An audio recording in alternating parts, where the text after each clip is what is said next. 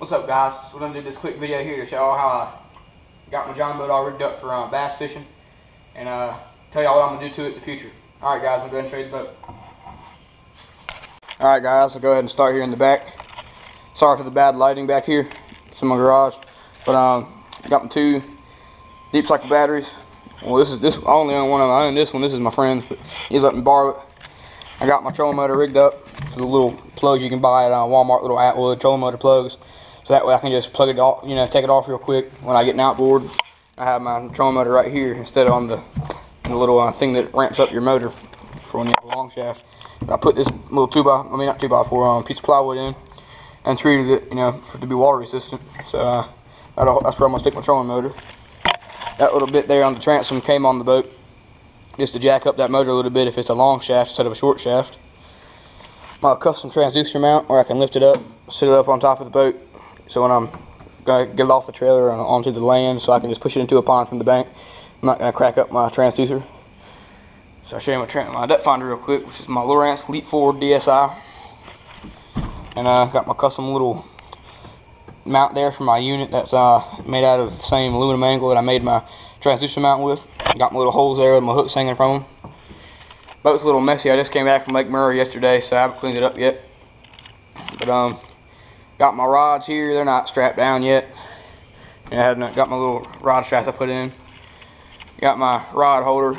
Got my back seat on a pedestal, so that way when I get tired, I can just sit down and still be able to bass fish, so I'm not standing up all day. And then two coolers usually aren't in here. I usually have that red cooler there, right up here between those two braces, and I usually fill it up with water when it's just me in the boat. That's kind of like a live well. Front of the boat there, and these are just duck blind holders, because I know somebody's going to ask. The boat came with these. It's an old duck boat. It's an Alumacraft 12 foot. It's got a 37-inch beam. Got my Livingston lure sticker there, registration stickers, my ALX rod stickers. Got them on both sides.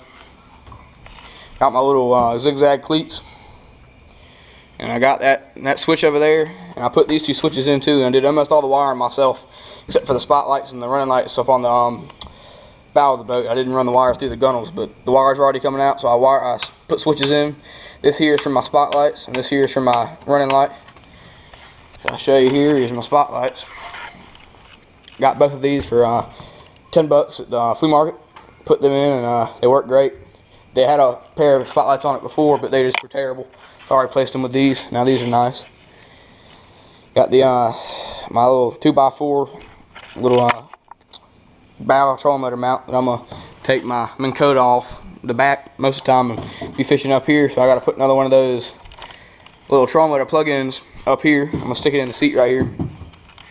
Now I'm gonna stick a removable deck in the front here as well. It's gonna be this seat level here back. I'll have a build video on that, but it's going to be a while. I don't have enough money to buy the wood yet. Got my little swivel seat there, my little camo seat I got from Walmart. That's my GoPro box on top of it. What I really love is this boat came with this little rail system. These rails I think cost like $30 or $40 a foot, so I probably got about 6 or 7 feet of them here from the back and the front.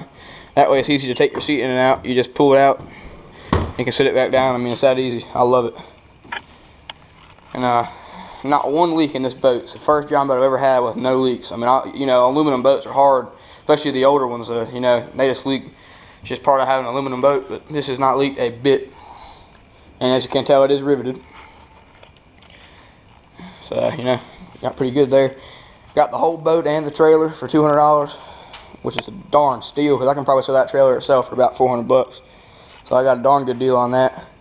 Little old Magic Trail trailer. It is missing a fender on the right side, so it's not too good, but doesn't really matter.